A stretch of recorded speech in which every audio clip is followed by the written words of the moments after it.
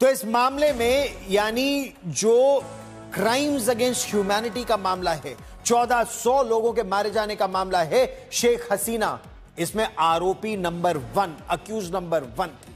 Accused number 2 उस समय के बांग्लादेश के गृह मंत्री असदुज्जमा आरोपी नंबर 2 थे। आरोपी नंबर 3 जो थे वो ढाका के पुलिस चीफ थे। लेकिन जो पहले 2 आरोपी हैं दोनों ही समय बांग्लादेश में नहीं हैं, यानी शेख हसीना और असदुज्जमान, दोनों को मौत की सजा सुनाई दी। इस फैसले के बाद असदुज्जमान ने आज तक से एक्सक्लूसिव बातचीत की। मेरे सहयोगी इंद्रजीत कुंडू को उन्होंने कहा कि यह द्वेषपूर्ण कार्रवाई है, बदले की भावना से प्रेरित है। सुनिए। We know this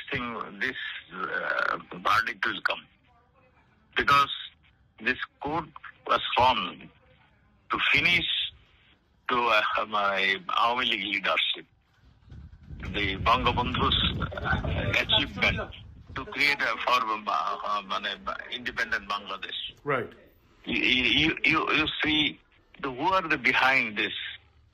All the people who fought with Pakistan against us. There is the Jamaat Islam who create Al-Badr Bahini and other Bahini to fight against us.